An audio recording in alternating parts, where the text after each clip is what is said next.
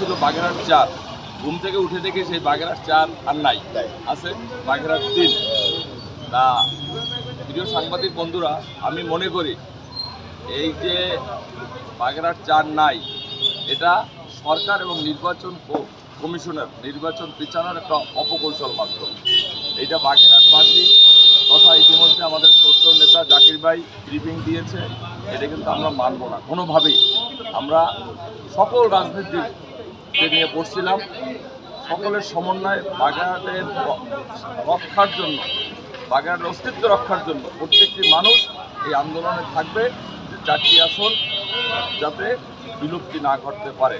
আমরা ইতিমধ্যে দেখেছেন আমাদের সিনিয়র আইনজীবী ডক্টর জাকির সাহেব বলেছে যে প্রয়োজনে আইনগতভাবেও সে হাইকোর্টে লড়বেন। আমাদের সে বাগেরহাটের গর্ব, সেক্ষেত্রে কথা আমাদের বলেছে। আমরা চাই এই সরকারের এবং নির্বাচন কমিশনের শুভবুদ্ধি উদয় হবে।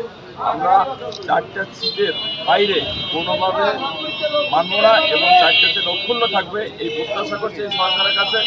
নইলে দুবার আন্দোলন সৃষ্টি করা হবে যাতে সরকার এবং নির্বাচন কমিশনের এই টালবাহনা থেকে তারা বিরতি থাকুক, তাদের শুভবুদ্ধির উদয় হোক। জনগণ এই ৪ আসন দরকার এবং ৪ আসন চায়, এর বাইরে যেতে পারবে না এবং যাবে না। আমরা তাদের এই জিনিসটা প্রত্যাহার করার জন্য দাবি জানাই। যদি তারা অচিরেই ২-১ দিনের মধ্যে এই সিদ্ধান্ত প্রত্যাহার না করে, আমরা সকল স্কুল, ঘাট, রাস্তা, কলেজ বন্ধ করে দেব। এটা বাগেরহাটের মানুষের স্বার্থে, আমাদের স্বার্থে, সকলের স্বার্থে, সকল রাজনীতিকদের স্বার্থে। Thank you.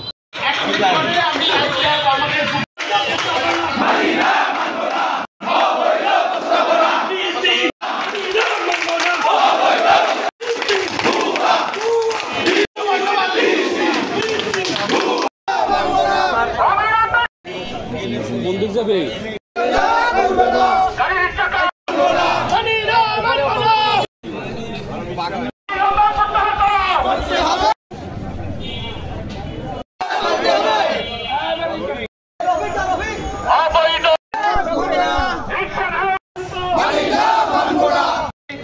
সমাবেশ হতে পারে এবং অথবা যদি আবহাওয়া থাকে আমরা শিফট করে ১ নম্বর জেটিতে করতে পারি। এই দুটা ভেন্যু আমরা নির্ধারণ করে দিলাম এবং সেখানে মোংলা পৌর এবং থানা বিএনপিকে ঐক্যবদ্ধভাবে একই সাথে আন্দোলন, একই সাথে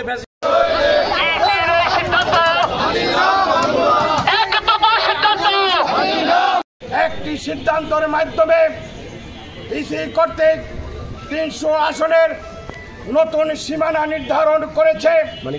যে সীমানা একবার নির্ধারণ করেছিল